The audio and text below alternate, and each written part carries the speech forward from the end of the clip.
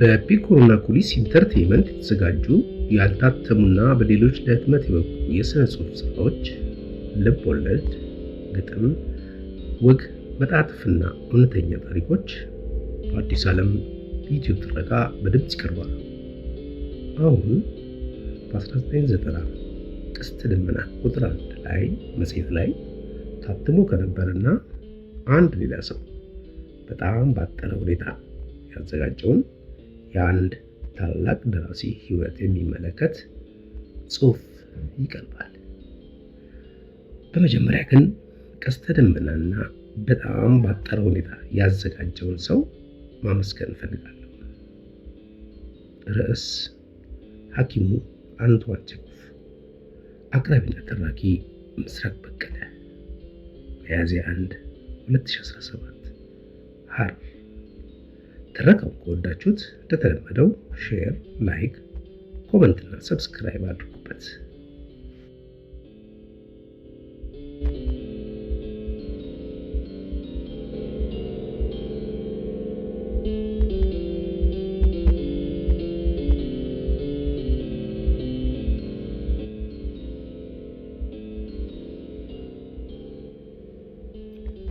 በአጭር ምድራዊ ሕይወቱ የመቶ ሰዎችን ሕይወት የኖረ የተባለለት እንደ ፑሽኪን፣ ዶስቶየቭስኪ እና ሊዮ ቶልስቶይ አንቷን ቼኮቭም የሩሲያ ብቻ ሳይሆን የዓለም ባህል አካል ነበር።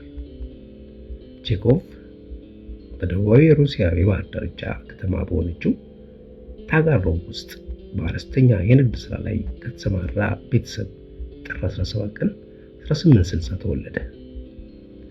አባቱ ፓቪሎቪች በሰዓሊነትና በቫዮሊን ተጫዋችነት ተሰጥኦ ነበረው። አራቱ ወንዶች ጸሐፊዎች ልጆቹ እና ብቸኛዋ ሴት ልጁ ባለ ዲግሪ መምህርት ናት። ልዩ ችሎታ የታደሉ ነበሩ።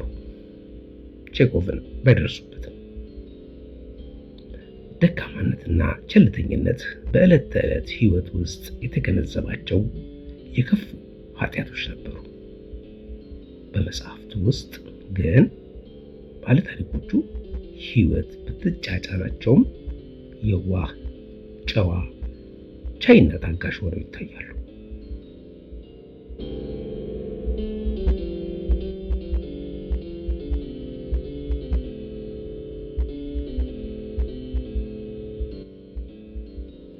በመጽሐፍቱ ላይ የሚንጸባረቁት ከፍ ያለ ርኅራኄና ይቅር ባይነት በስሜት ይሰሙናል። አንባቢዎቹ ምንም ይሁን ምን የጎረቤቶቻቸውን ችግር እንደራሳቸው ችግር አድርገው የመመልከትን ለምደዋል በማለት ኮርኔይ ቹኮቭስኪ የታወቀ የሥነ ጽሑፍ ምሁርና የሕፃናት ክላሲኮች ደራሲ ጽፏል። በሥነ ጽሑፍ ብቅ ያለችው ጋዜጠኛና የልብ ወለድ ታሪክ ጸሐፊ አሊያ ኤረንበርግ እንደጻፈችው የደራሲው ርኅራኄ ከፍተኛ ከመሆኑ የተነሳ መከራ ላይ ያለውን ራሱ የፈጠረውን ባለ ታሪክ እስከ መሆን ደርሷል። በአጭር ምድራዊ ሕይወቱ የመቶ ሰዎችን ሕይወት የኖረው በዚህ ተሰጥኦ አማካኝነት ነው። በ1890 ቼኮቭ በወንጀለኞቹ መኖሪያነት ወደ ታወቀችው የሩቅ ምስራቅ ደሴት ወደ ሳካሊን ሄዶ ሳይቤሪያን በረዶውን ክፍል ለማቋረጥ 81 ቀን የፈጀ ጉዞ ተጓዘ። በዚህ ቦታ ብዙ እስረኞች አየ። ብዙ ስቃይም በጉዞ አይቷል። በመቶ የሚቆጠሩ የተፈረደባቸው ወንጀለኞችን፣ ሰራተኞችንና የእስር ቤት ባለስልጣኖችን የማነጋገር የሕክምና ምርመራ እንዲሁም የማህበራዊ ኑሮ ጥናት አካሄደ። በ3 ወር ቆይታው የተሰበሰቡት ሰፊ መረጃዎች የሳካሊን ደሴት በሚል ርዕስ ወጡ።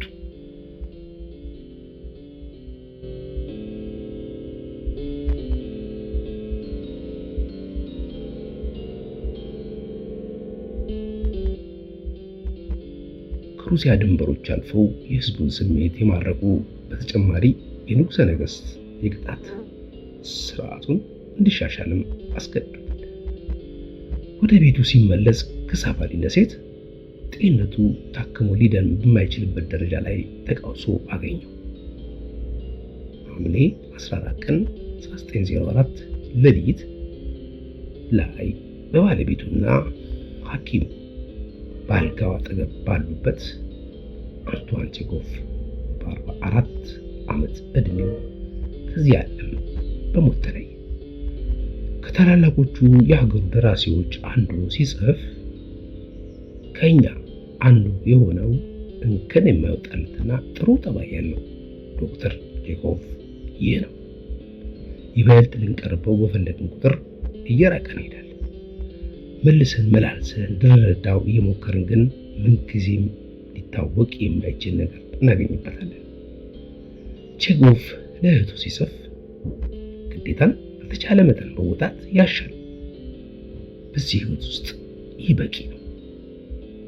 ስነ ጥበብን በተመለከተ ከሁሉም ክብር የሆነው ነገር ውሸትን የማይቀበል መሆኑ ነው። ለምታፈቅራቸው ሰዎች፣ ለህመምተኞቻችሁ ወይም ለፖለቲካ ተባባሪዎቻችሁ ውሸት መናገር ትችላላችሁ። በእግዚአብሔር ፊት እንኳ ያልሆናችሁትን ሆናችሁ መቅረብ ትችላላችሁ።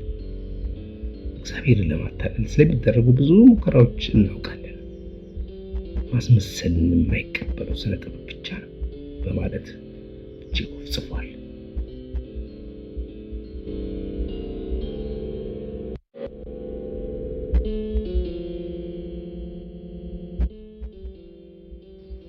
ዝነኛ ተውኔቱ ሶስቱ እህትማማቾች፣ አስከፊ ታሪክ፣ ስም የለሽ፣ ጥቁር መነኩሴ፣ በገደል ውስጥ የተሰኙት በሐዘን በተስፋ መቁረጥ ስሜት የተሞሉ ናቸው። መከራ፣ ነፍስ ግድያ፣ የገጠሯ ሴት፣ የሮትፊልድ መሰንቆና ቢራቢሮ የተሰኙት ደግሞ ጨለማ የሰፈነባቸው ናቸው። ቼኮቭ ለአንባቢው ሐዘን የሚከነክን አሽሙር ያቀርባል። የታወቀው የሶቪየት ፕሮቴስት ርሳላን ከኪየቭ ወደ ታንጋሮ ስንቀረብ ከሚል ርዕሱ የተወሰደው የጊዜ ጅረት የቼኮቭን ታሪኮች፣ ተውኔቶችና ድርሰቶች እያቆራረጠ ግርማ ሞገስ ተላብሶ ይፈሳል። በለዛቸው ባቀራረባቸውና አጫጭር ስራዎቹን ከትልልቅ ልብ ወለድ ታሪኮች ጋር እንዲወዳደሩ በማድረጉ ትልቅነታቸው ያዳብሩታል። የቼኮቭ ዓለም ከቅዱስ መጽሐፍትና ከሆሜር ዓለም ጋር የሚወዳደር ነው። ሆሜርን ስታነቡ ኦሎምፒያኖች ለፈጸሟቸው ስህተቶችና ለገጠማችሁ መጥፎ እድሎች ተጠያቂ መሆናቸውን እንድትቀበሉ ትላለው ሲጠባበቁ ታያላችሁ። መጽሐፍ ቅዱስ ስታነቡ እንደዛው ቼኮቭን ስታነቡ ግን ብቻችሁን ናችሁ። የሚሰማችሁ ቀላል ሰብአዊ ሀፍረት ነው።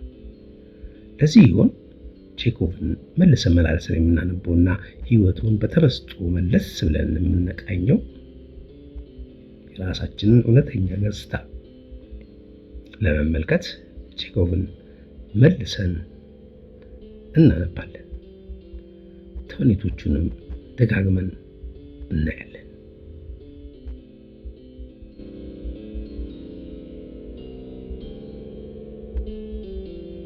መልሰን መላልሰን ልንረዳው እንሞክራለን። ግን ምንጊዜም ሊታወቅ የማይችል ነገር እናገኝበታለን። ሐኪም አንቷን ቼኮቭ በዚህ ውስጥ ተናግሯል። በሌላ ስራ እስከምንገናኝ ሰላም ሁኑ።